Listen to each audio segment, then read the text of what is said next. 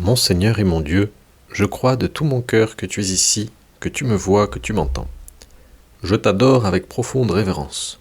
Je te demande le pardon de mes péchés et la grâce de faire avec profit ce moment de prière.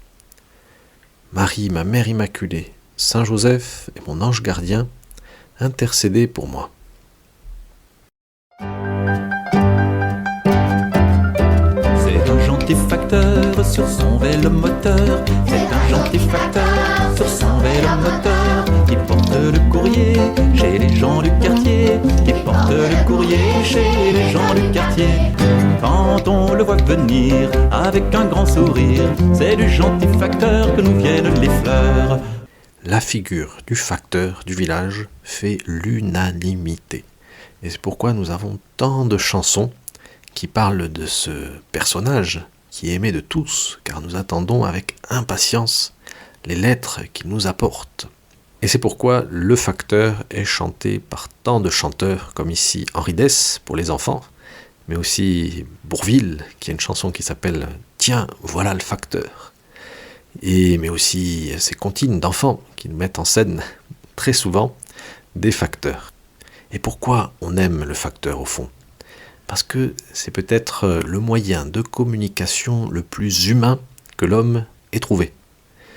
Alors c'est vrai que c'est bien les mails, les WhatsApp, ou les messages via les réseaux sociaux et les moyens de communication modernes. Mais le facteur a une saveur extraordinaire parce que il nous amène une lettre écrite et ça passe par des personnes et tout ce qui est plus authentique et plus appréciable, je dirais. Alors Jésus, quand il est parti de cette terre, il a voulu instaurer un moyen de communication très authentique, très humain et à la fois divin avec les hommes qu'il quittait d'une certaine manière, même s'il nous promettait effectivement de rester avec nous tous les jours jusqu'à la fin des temps, mais justement à travers un moyen de communication qui est là pour transmettre le message de Jésus. Et ce moyen, c'est tout simplement l'Église. Un moyen très humain et à la fois très divin en même temps. Et alors, comme les facteurs, l'Église a une série de caractéristiques qui ressemblent beaucoup à une organisation de la poste, on pourrait dire. D'abord, on voit les postiers, les facteurs qui ont un grand sens de l'organisation. C'est la première compétence du facteur. Il doit organiser sa tournée du matin. Alors, il prend toutes ces lettres qu'il trie, qu'il met dans des petits bacs et qu'il met en ordre pour organiser du mieux possible sa tournée pour qu'elle soit le plus efficace possible. Bien, l'Église aussi est une structure organisée. On peut parfois se dire, pourquoi faut-il une organisation alors que le Christ est tout amour et qu'il a renversé pas mal aussi de vieilles institutions. Mais Seigneur, l'Église est une institution qui nécessite une organisation pour justement transmettre le message d'amour de Jésus. Et ça n'est pas vrai que l'Église doit être simplement l'esprit. Vous voyez, pendant longtemps, on a opposé ce qu'on appelait l'Église charismatique à l'Église institutionnelle. Mais c'est une fausse opposition. L'Église est charismatique et institutionnelle à la fois. Elle a un esprit qui la vivifie et cet esprit a besoin d'être bien canalisé, entre guillemets, pour arriver à tous les hommes. Et cette institution, elle est au service du Saint-Esprit. Elle est au service de tous les charismes qui peuvent se développer dans l'Église de Jésus-Christ. Ensuite, les postiers, les facteurs sont des gens aimables. Et ils ont un contact direct avec les personnes. Et alors, Seigneur, il revient à moi, prêtre, mais aussi à tous les laïcs, qui sont autant Église que le prêtre, de proposer un visage aimable de l'Église, en essayant d'accueillir du mieux possible les nouveaux entrants, en essayant de montrer le plus beau visage de l'Église, qui est la sainteté, nous dit le pape François. Le plus beau visage de l'Église, c'est la sainteté. Et alors c'est comme ça qu'on va faire aimer l'Église à nos amis et à nos parents. Ensuite, Le facteur, il est ponctuel. Ah oui, ça, il est ponctuel. Il a organisé sa tournée et il arrive toujours à la même heure. Et alors c'est pourquoi, quand on attend un courrier important, on l'attend avec impatience, ce facteur. Ou même le livreur Amazon, qu'on peut suivre d'ailleurs par mail, par SMS, on sait exactement quand va arriver le paquet. Alors Seigneur, est-ce que moi, je t'attends avec impatience, parce que toi tu es toujours ponctuel. Est-ce que je réponds à ta ponctualité par ma ponctualité? Est-ce que je réponds à ta fidélité par ma fidélité? Tous les dimanches, tu es là, ponctuel.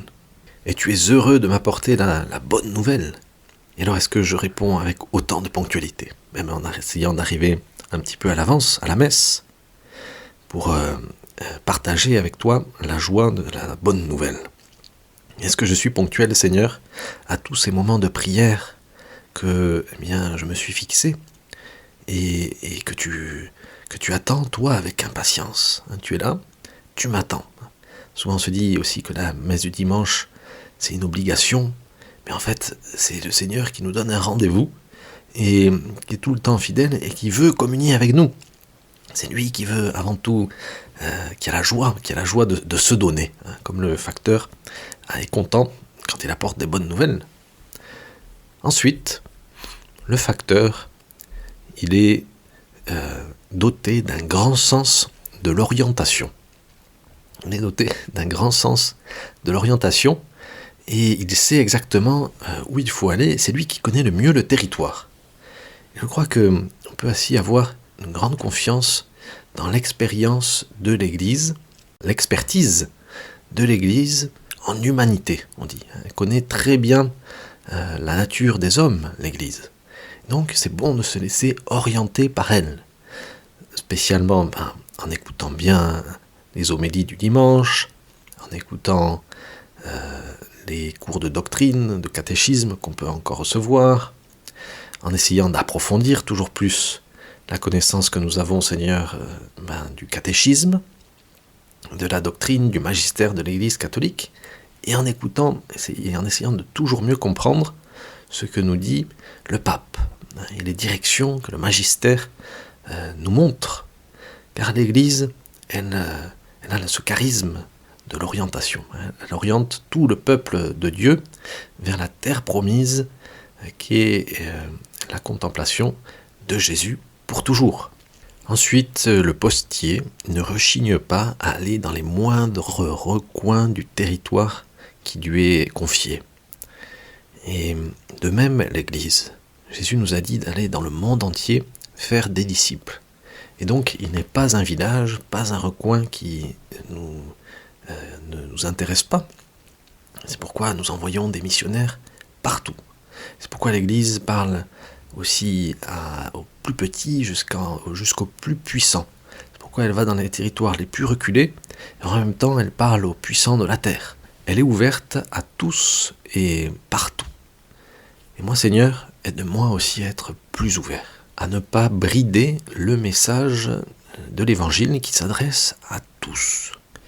Et la lumière du Christ est appelée à atteindre toutes les personnes qui m'entourent, mes voisins, mes collègues, mes enfants, mes petits-enfants et mes cousins éloignés, toutes les personnes que je croise, la commerçante, etc.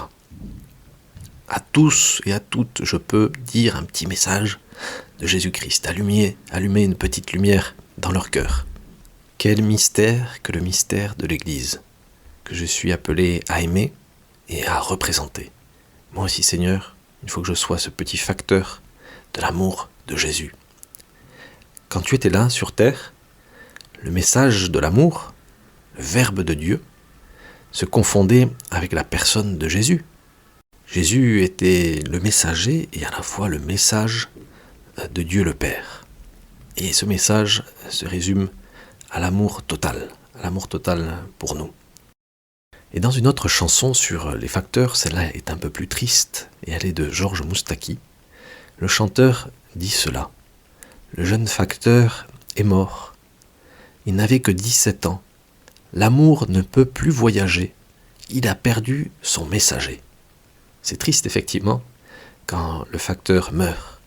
Mais Jésus est ressuscité. Et non seulement il est ressuscité, mais il nous a délégué, il a délégué à Saint Pierre et à ses successeurs, et aux successeurs des apôtres, et à toi et à moi qui sommes baptisés, il nous a transmis, il nous a délégué ce message à diffuser partout, le message de l'amour.